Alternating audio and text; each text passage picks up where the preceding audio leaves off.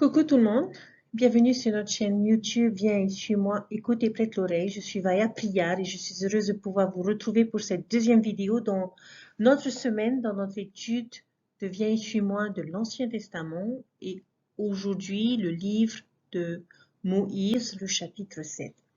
Dans notre première vidéo, nous avons parlé de deux fenêtres, de deux peuples, c'est-à-dire le peuple de Sion et le reste du peuple. Nous avons vu comment certaines personnes se sont retrouvées dans l'un de ces peuples et qu'est-ce qui les qualifiait et quelles étaient leurs destinées. Et nous avons vu, nous avons fini notre étude, notre première vidéo sur le fait que Enoch vit le Seigneur pleurer parce que le Seigneur avait beaucoup de peine face à ces personnes qu'il voyait dans la misère et c'était des larmes d'émotion, des larmes d'angoisse que le Sauveur exprimait et il se souciait de ce reste du peuple. Chers frères et sœurs, j'espère sincèrement que vous avez lu le chapitre 7 de Moïse. Il y a tellement d'enseignements sur lesquels nous pourrions parler concernant ce chapitre 7. Mais dans la vidéo d'aujourd'hui, je vais tout d'abord vous faire part des questions d'Enoch que l'on retrouve dans ce chapitre 7 à partir du verset 28. Le prophète Enoch pose 5 questions au Seigneur. Et je vous invite à prendre vos stylos, à prendre vos crayons de couleur et à rechercher ces 5 questions dans votre chapitre, dans votre lecture des Écritures, et à rechercher également les réponses du Seigneur au prophète Enoch, aux questions du prophète Enoch. Cependant, il y a une question sur laquelle je vais m'attarder un petit peu ce soir. Et cette question se trouve dans les versets 28 à 31. Okay, après que l'on ait vu Satan avec ses chaînes et en train de rire, on voit le Seigneur arriver et pleurer. Et dans le verset 28, voici ce qu'il est dit. Il arriva que le Dieu du ciel posa les yeux sur le reste du peuple et il pleura. Et Enoch en rendit témoignage disant, « Comment se fait-il que les cieux pleurent et versent leurs larmes comme la pluie sur les montagnes ?» Et Enoch dit au Seigneur, « Comment se fait-il que tu peux pleurer, puisque tu es saint et d'éternité à toute éternité ?» S'il était possible à l'homme de compter les particules de la terre, oui, des millions de terres comme celle-ci, ce ne serait même pas le commencement du nombre de tes créations. Tes rideaux sont encore étendus et cependant tu es là, et ton sein est là, et tu es juste aussi, tu es miséricordieux et bon à jamais. Tu as pris Sion dans ton sein, d'entre toutes tes créations, de toute éternité à toute éternité. Rien d'autre que la paix, la justice et la vérité n'est la demeure de ton trône. La miséricorde ira devant ta face et n'aura pas de fin. Comment se fait-il que tu peux pleurer? Chers frères et sœurs, dans ces versets que je viens de vous lire, Enoch essaye de réconforter le Seigneur en lui rappelant Sion, cette ville qu'il a sauvée. Et il essaye de mettre en avant le bien de la cité d'Enoch. Et regardez le verset 32 et 33, qui est la réponse du Sauveur à la question d'Enoch. Le Seigneur dit à Enoch, « Regarde ceux-ci qui sont tes frères, ils sont l'œuvre de mes mains. Je leur ai donné leur connaissance le jour où je les ai créés, et dans le jardin d'Éden, j'ai donné à l'homme son libre arbitre. Et j'ai dit à tes frères, et je leur ai aussi donné le commandement de s'aimer les uns les autres et de me choisir, moi, leur Père. Mais voici, ils sont sans affection et ils haïssent leur propre sang. Le Seigneur lui dit, comment est-ce que je ne peux pas pleurer lorsque je vois que ce que j'ai créé est méchant, que ce que j'ai créé ne s'aiment pas les uns les autres, que ce que j'ai créé ne me choisit pas moi, le Seigneur. Il exprime le désir qu'il a de voir ses créations, de voir ses enfants, de nous voir, nous aimer les uns les autres. Et lorsque l'on lit ce chapitre 7, au fur et à mesure que le Seigneur va faire comprendre à Enoch la douleur et la peine qu'il éprouve à cause des actions de ses enfants, Enoch va finir par pleurer également, va finir par ressentir cette même tristesse, cette même angoisse exprimée par le Seigneur. Chers frères et sœurs, je pense sincèrement que, en tant que parents, nous pouvons comprendre les sentiments de notre Père Céleste et de notre Sauveur Jésus-Christ. On ne dira jamais à nos enfants, bien fait pour toi, tu l'as cherché. Mais je crois, et en tout cas j'espère, que nous prions chaque jour et que nous aimons davantage nos enfants, de manière à ce qu'ils puissent changer, parce que c'est ce que nous espérons, c'est ce que nous souhaitons, que nos enfants changent. Et lorsque l'on lit le chapitre 7 de Moïse, il y a ce merveilleux verset qui va aider Enoch à comprendre et à changer son attitude vis-à-vis du reste du peuple, où Dieu lui donnera une perspective divine. Il va aider Enoch à voir à travers ses yeux. Et c'est ce que l'on voit dans le verset 41. Il arriva que le Seigneur parla à Enoch et dit à Enoch toutes les actions des enfants des hommes. C'est pourquoi Enoch sut, contempla leur méchanceté et leur misère, pleura, étendit les bras et son cœur se gonfla, vaste comme l'éternité, et ses entrailles furent émues de compassion, et toute l'éternité trembla.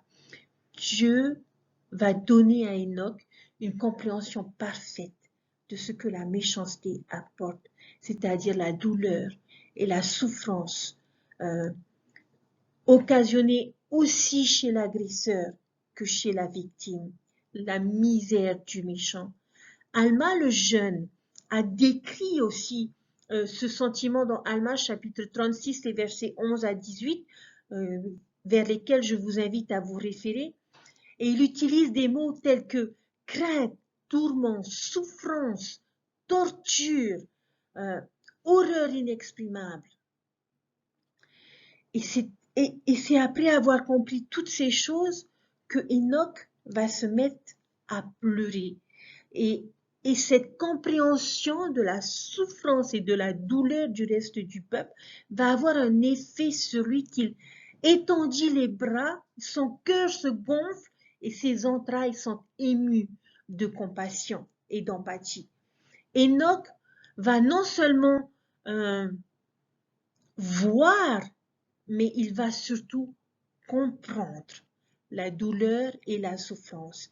Et je pense que le Seigneur, à cet instant, a essayé de faire vivre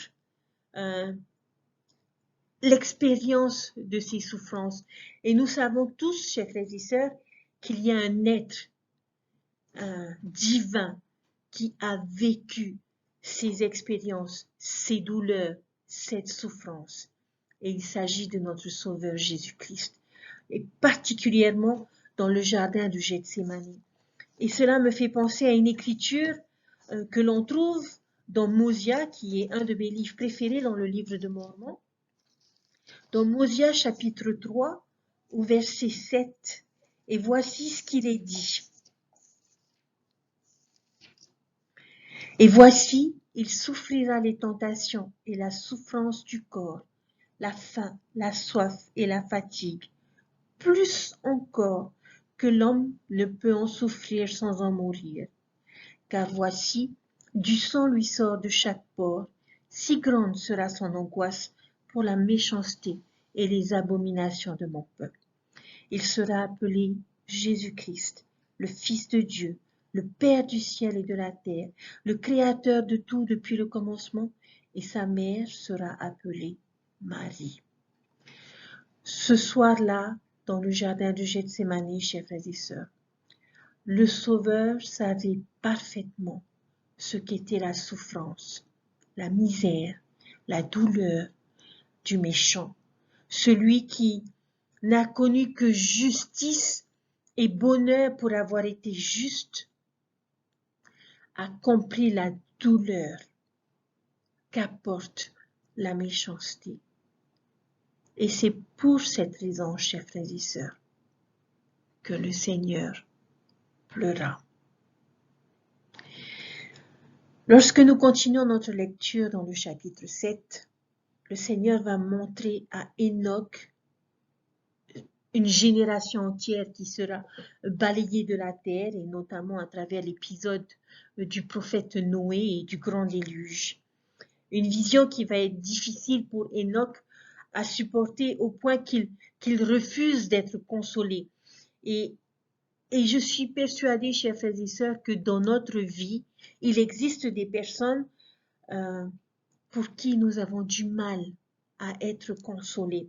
Ce peut être un membre de notre famille, ce peut être un ami, ce peut être un enfant, une personne chère à notre cœur qui fait aujourd'hui partie du reste du peuple.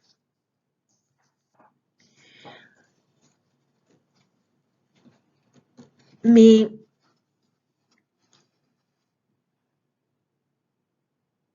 où nous nous disons, est-ce qu'il est encore possible d'espérer pour cette personne?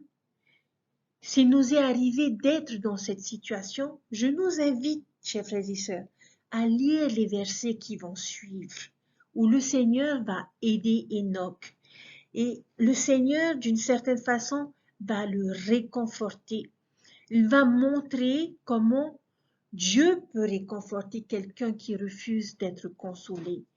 Il va, comme le verset 44 nous le dit, il va élever.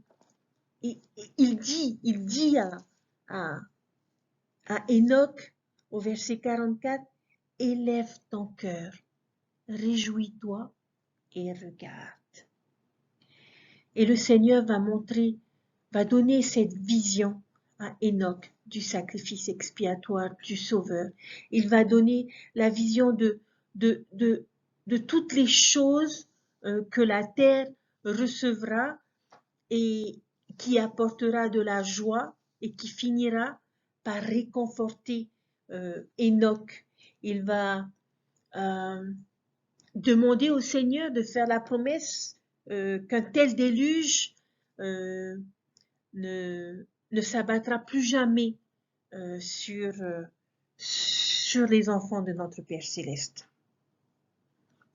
Alors, chers frères et sœurs, il y a tellement de choses que je n'ai pas suffisamment de temps pour pouvoir les partager avec vous, mais je vous invite vraiment, chers frères et sœurs, dans un esprit de prière, je vous invite à lire ce chapitre, que vous puissiez vous rendre compte et que votre témoignage soit fortifié, que Dieu aime ses enfants et qu'il a prévu tout ce qu'il faut.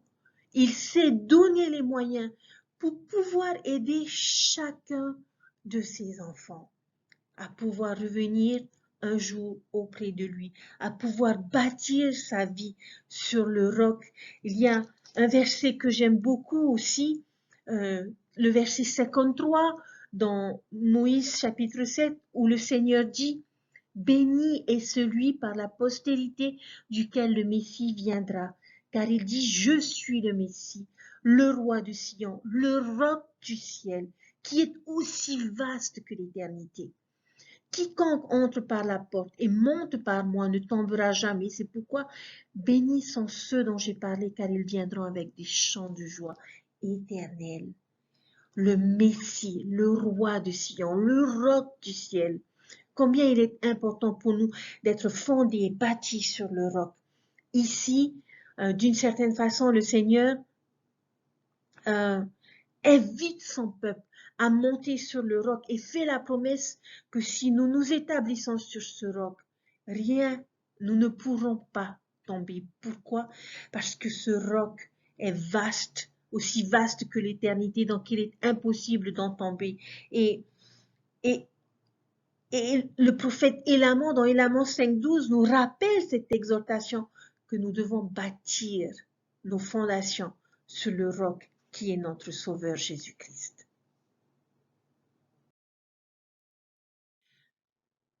À présent, chers frères et sœurs, je vous invite à lire ce chapitre de manière à ce que vous puissiez vous rendre compte par vous-même et à travers votre étude personnelle de l'amour infini de notre Sauveur Jésus-Christ et de notre Père Céleste pour chacun de leurs enfants.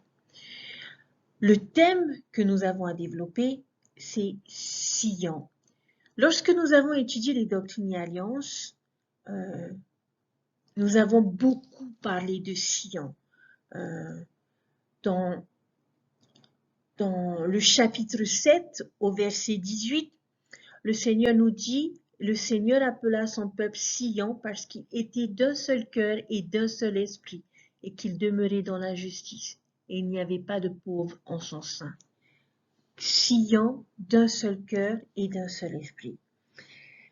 Je ne vais pas revenir sur les enseignements que nous avons déjà vus, sur ce que nous devons faire, sur ce qui est attendu de nous pour pouvoir bâtir Sion, parce que c'est ce que nous devons faire tous les jours. Mais j'aimerais m'attarder sur certaines choses parce qu'elles font partie de mon quotidien, parce qu'elles font partie des choses qui m'entourent et dont je suis témoin aujourd'hui et que je voudrais partager avec chacun d'entre nous.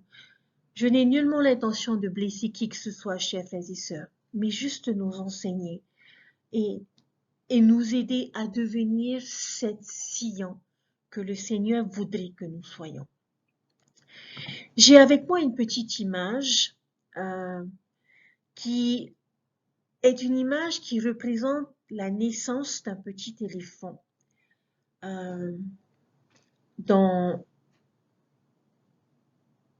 Lorsqu'une maman éléphant est sur le point de donner naissance à un petit, toutes les femelles éléphants de la troupe se réunissent et font une formation autour de la mère qui va donner naissance à son petit.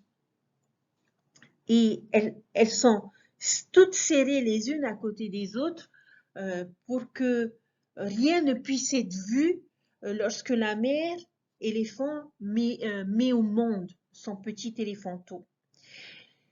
D'une certaine manière, cette horde de femelles lance un signal aux prédateurs que s'ils avaient, ne serait-ce qu'un moment, l'intention d'attaquer leur amie alors qu'elle est vulnérable pendant ce moment où elle donne naissance à son éléphanteau, que ces prédateurs devront faire face à une attaque de 40 tonnes de femelles.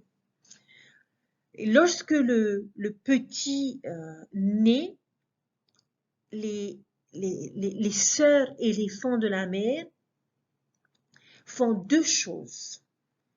Elles envoient de la poussière ou du sable sur le petit éléphanteau pour protéger sa peau toute neuve du soleil.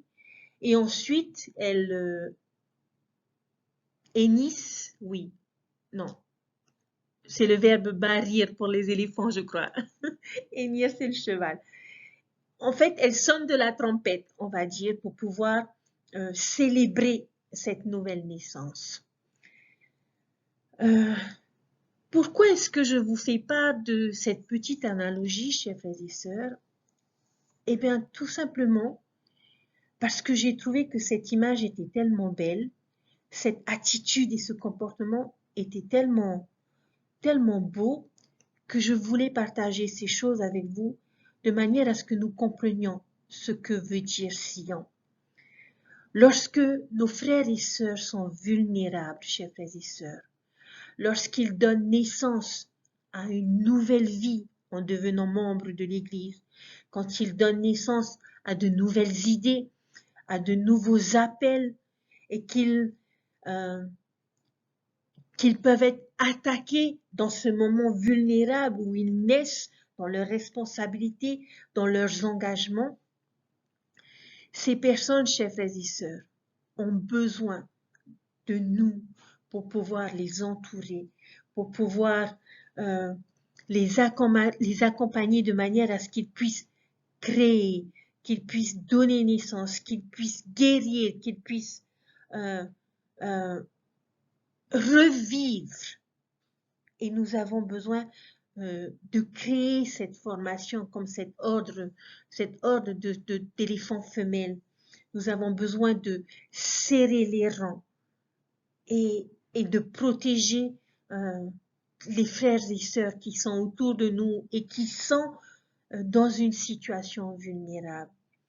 Et lorsqu'ils arrivent à se relever, lorsqu'ils arrivent à franchir le pas, lorsqu'ils acceptent ces nouveaux appels, lorsqu'ils font leur entrée, quelle que soit la responsabilité, quel que soit le domaine, lorsqu'ils finissent par guérir ou qu'ils commencent ce processus de guérison, nous devons nous lever, chers frères et sœurs, et nous devons sonner de la trompette et faire part à tous ceux qui sont autour de nous et nous réjouir parce que c'est ce que le Seigneur veut pour son peuple, qu'il trouve de la joie et qu'il se réjouisse et nous devons exprimer notre reconnaissance. Chers frères et sœurs, c'est cela, Sion, un seul cœur et un seul esprit, pas de pauvres parmi eux. Un seul cœur, un seul esprit pour veiller, observer, élever, protéger, encourager. Cette écriture, chers frères et sœurs, que l'on trouve dans Moïse chapitre 7 au verset 18, n'est pas un conseil futur pour un temps futur. Jeffrey R. Holland, apôtre de l'Église, nous a enseigné qu'il nous faut bâtir Sion, là où nous nous trouvons. Et ce président Brigham Young a dit, parce que l'œuvre de Sion commence dans le cœur de chaque personne. Sion, chers frères et sœurs, commence dans mon cœur, commence dans votre cœur. Et Sion attend chacun d'entre nous.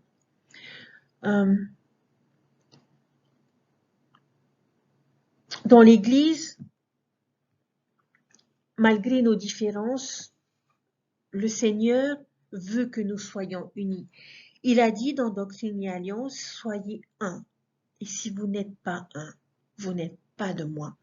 Lorsque nous entrons dans l'une de nos églises ou dans un temple pour rendre notre culte à Dieu, en groupe, nous devons, chers frères et sœurs, laisser nos différences raciales, nos différences sociales, nos différences politiques, nos différences académiques, nos différences professionnelles, laisser toutes ces choses derrière nous et nous concentrer sur nos objectifs spirituels communs.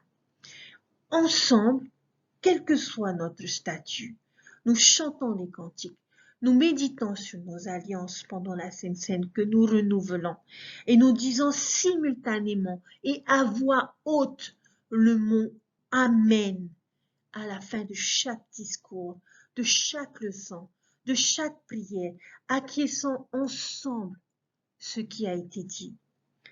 Cependant, chers frères et sœurs, ce qui détermine, solidifie ou détruit vraiment notre unité est notre manière d'agir quand nous ne sommes pas avec les autres membres de l'Église.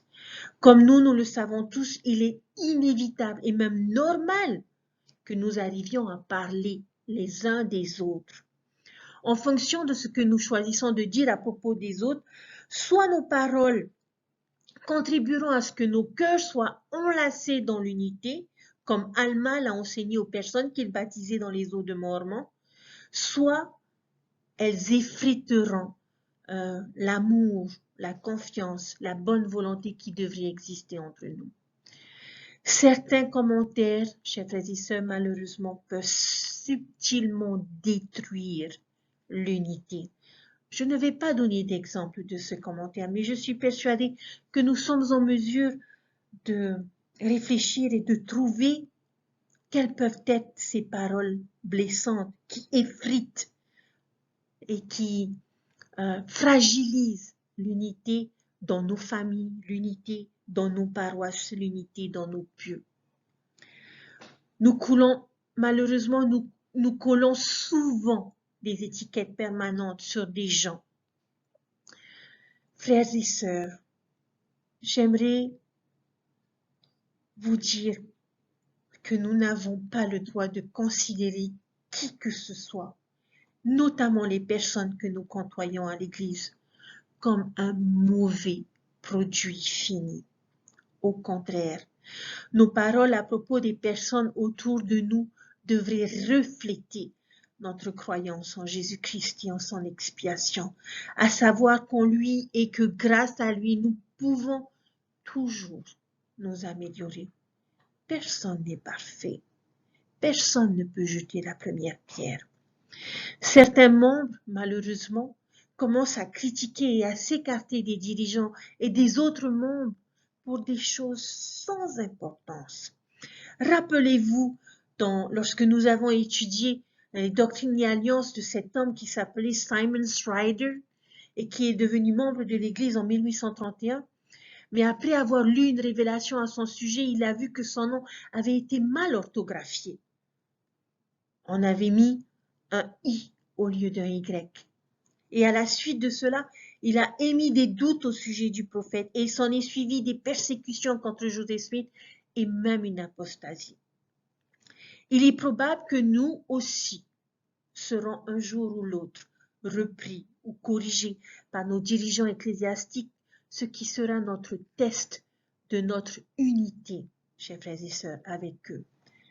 Malheureusement, nous voyons des familles de notre paroisse faiblir dans l'évangile et cesser d'assister aux réunions parce qu'elles n'arrivent pas à faire qu'un avec les hommes qui les dirigent.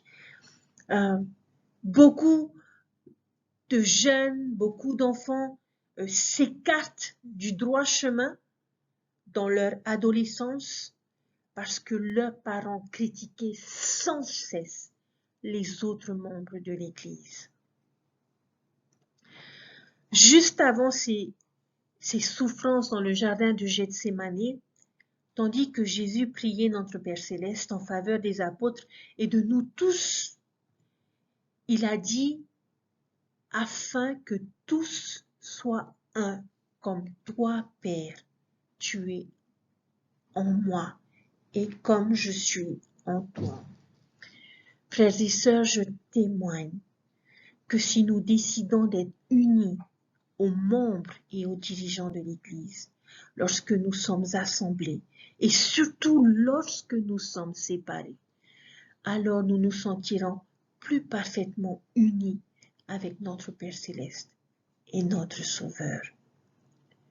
Sillons d'un seul cœur et d'un seul esprit, chers frères et sœurs.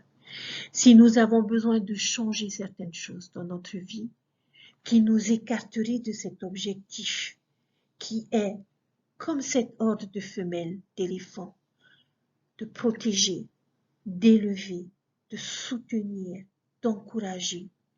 Si nos actes et nos paroles ne vont pas dans ce sens, chers frères et sœurs, repentons-nous.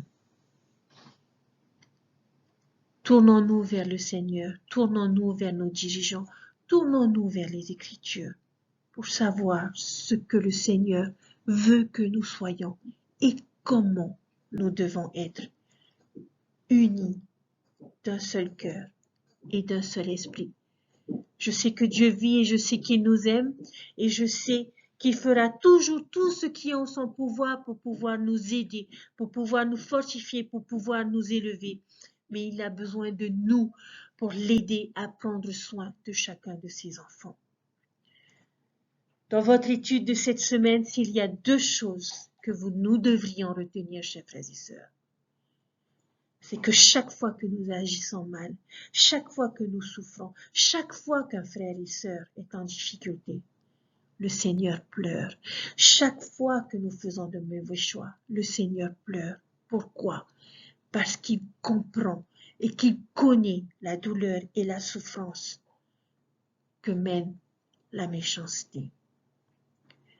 Alors efforçons-nous dans notre engagement, dans notre service, dans nos responsabilités, à créer Sion dans notre cœur. Un seul cœur, un seul esprit, unis à élever, fortifier, encourager, guérir, supporter. Je vous laisse toutes ces choses, chers frères et sœurs, au nom de Jésus-Christ. Amen.